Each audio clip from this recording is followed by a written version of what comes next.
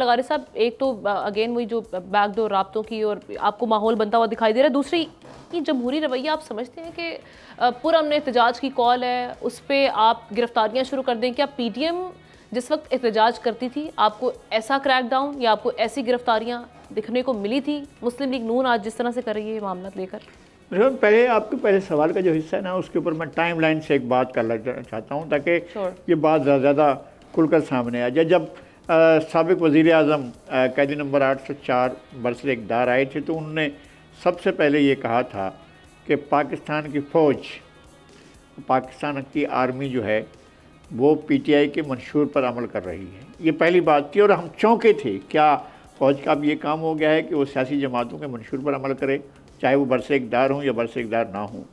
फिर उसके बाद ये मामला चलते रहे, वो सारी की सारी सहूलतकारी जिसका ख़ुद वो जिक्र करते रहे वो भी चलते रहे। यानी कि उनका कोरम पूरा नहीं होता था तो वो वहाँ से फ़ोन जाते थे और अरकान असम्बली आते थे और कोरम पूरा करते थे। फिर उसके बाद जब इनके दरमियान कोई ऐसी सूरत हाल पैदा हुई तो फ़ौज को अगर वजाहत करनी पड़ी, मैं आपको वो याद दिलाना चाहता हूँ कि DGISPR जनरल बाबर इफ्तिखार ने कहा था कि जनाब फ़ौज न्यूट्रल है। उसके बिल्कुल अगले दिन जो है वो पीटीआई के सरबराह और साबिक वज़ीर आज़म जनाब इमरान ख़ान ने कहा कि न्यूट्रल तो जानवर होते हैं। और फिर उसके आगे ये सिलसिला चल निकला। फिर बाकायदा उन पर बरह रास्त जनरल बाजवा पर अटैक होना शुरू हो गया और उनको तो लगातार मीर जाफ़र और मीर सादिक कहा जाता रहा। फिर उसके बाद ये हुआ कि अभी मौजूदा आर्मी चीफ का तकर्रुर नहीं हुआ था, उससे पहले ही ये कहा गया कि जनाब ऐसा ना हो कि कोई गैर मुहब्बे वतन जो है वो आ जाए आर्मी चीफ के तौर पर, तो ऐसा नहीं होना चाहिए। ये मुतालबा लेकर वो जलसा आम में फैसलाबाद में जाकर उन्होंने कहा कि ऐसा नहीं होना चाहिए और आर्मी चीफ के बारे में हमसे मशवरा करो, अगर मशवरा नहीं करोगे तो ये हम नहीं मानेंगे। ये सारी सूरत हाल तो मेरे ख्याल में एक दूसरा एक वो मरहला और था और एक बड़ा अहम मरहला था।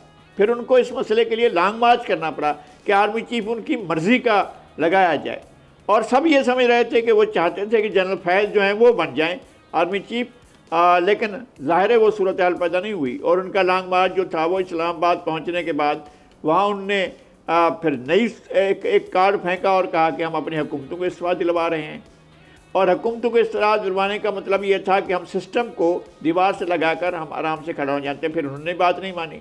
मैं नहीं ये कहता हूँ कि वो आइनी इक़दाम हुकूमत की तरफ से था या नहीं था वो नई हुकूमत ने जो किया वो आइनी इक़दाम नहीं था। इलेक्शन ज़ाहिर है 3 महीने के अंदर हो जाने चाहिए थे, लेकिन 3 महीने के अंदर इलेक्शन नहीं हुए। वो जो सूबाई असम्बलियों को थे वो असम्बलियाँ टूटी पड़ी रहीं, लेकिन वो बेचारी टूटी हुई थी, लेकिन उसके ऊपर जो है वो कोई नहीं हो सका ना चलता था। जब पता चलता था कि ये हुकूमत कौन चला रहा है और किस तरह से चला रहा है, ये सारे के सारे तनाज़ात भी होते रहे, झगड़े भी होते रहे।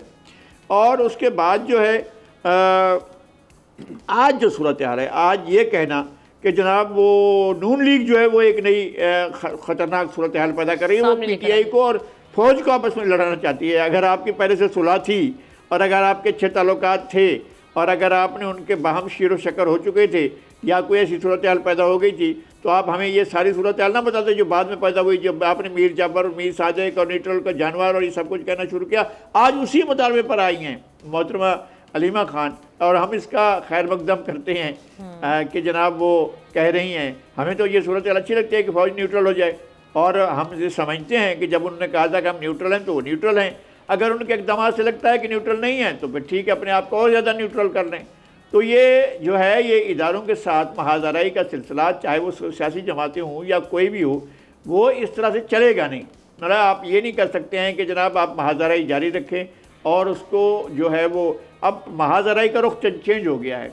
अब वो एक तरीक़ाकार हो गया है कि अदलिया में जिस जज पर ये ख्याल हो कि वो उनके खिलाफ फैसला दे सकता है उसके खिलाफ पहले महाज बना लिया जाए, या अगर फैसला आ जाए हक में तो फिर जो है उसको तस्लीम कर लिया जाए। मैं समझता हूँ कि अब सियासत बालिग नज़री का काम है, सियासत आगे बढ़ने का नाम है। सियासत ये नहीं है कि आप अपने पुरानी पनाहगाहों में बैठ जाएं और अपनी शख्सियत के अना के शराबों में बैठे रहें और उस खोल में बंद होकर आप किसी तरह बात भी ना करें। आपको बाहर निकलना होगा, एक मैदान अमल में अपने लिए एक ग्राउंड बनाना होगा, फिर आगे बढ़ना होगा और आपको ग्राउंड रियलिटीज़ को मानना पड़ेगा। आप इनकलाबी नहीं है, ना आपकी पार्टी इनकलाबी है। किसी भी पाकिस्तान में कोई कौन सी पार्टी है जो इनकलाबी बुनियादों पर जो है वो ऑर्गेनाइज हुई है? कोई भी पार्टी ऐसी नहीं है जो इनकलाबी बुनियादों पर ऑर्गेनाइज हुई।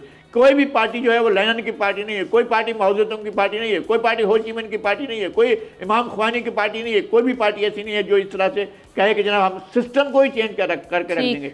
आपको इसी ग्राउंड में रहना है, ऑब्जेक्टिव कंडीशंस के अंदर आपको रहना है और अपनी सब्जेक्टिविटी यहाँ पर ही तलाश करनी है। इसके अलावा ये नहीं हो सकता है, ना स्टेट जो है वो इनहदाम की तरफ जा रही है, ना स्टेट तहरीर हो रही है, ना गिरने जा रही है। अगर स्टेट मौजूद है तो आप उसको इसी मौजूदगी के अंदर ही अपनी राह तलाश करनी हो। ठीक है, सब्सक्राइब करें और बेल दबाएं ताकि कोई खबर रह न जाए।